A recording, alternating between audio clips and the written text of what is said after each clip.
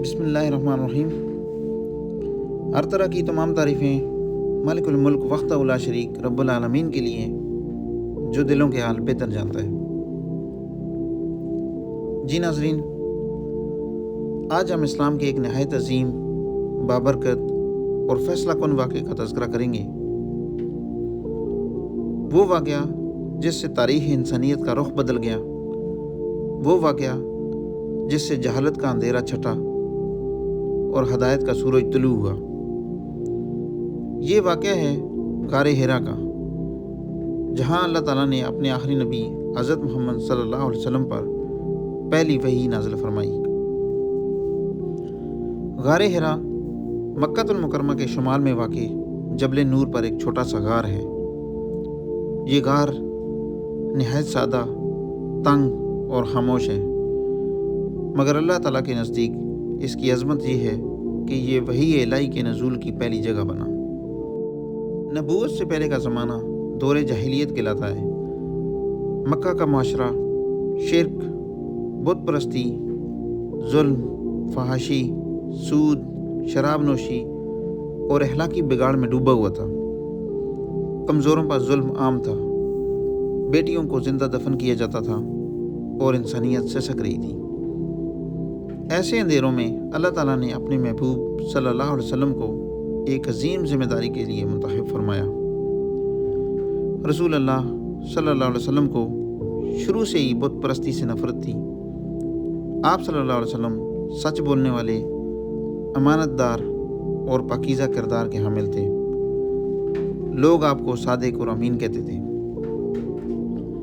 نبوت سے کچھ عرصہ پہلے آپ صلی اللہ علیہ وسلم کو تنہائی محبوب ہوگی۔ آپ صلی اللہ علیہ وسلم کئی دن، کبھی پورا مہینہ غار حرا میں قیام فرماتے، وہاں اللہ کی عبادت کرتے، غور و فکر کرتے اور کائنات کے رازوں پر تدبر فرماتے۔ یہ دراصل اللہ تعالیٰ کی طرف سے روحانی تیاری تھی۔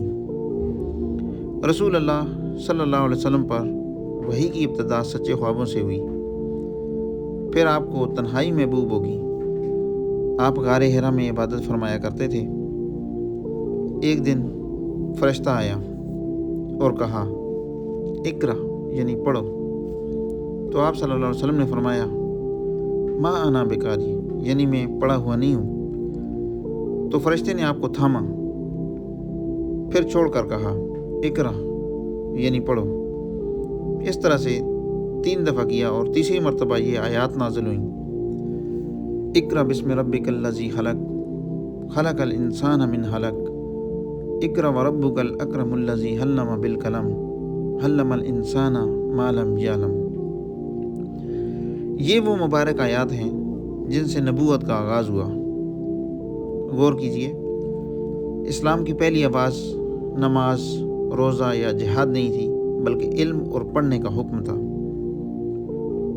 یہ عظیم اور ہیبت ناک تجربہ رسول اللہ صلی اللہ علیہ وسلم کے لیے آسان نہ تھا۔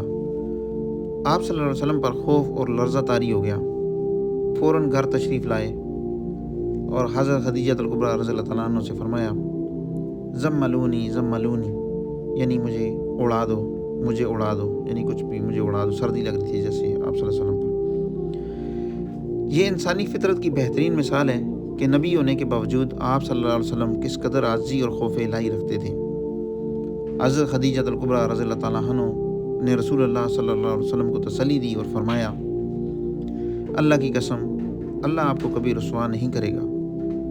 آپ صلہ رحمی کرتے ہیں، سچ بولتے ہیں، کمزوروں کا بوجھ اٹھاتے ہیں، مہمان نوازی کرتے ہیں اور حق کا ساتھ دیتے ہیں۔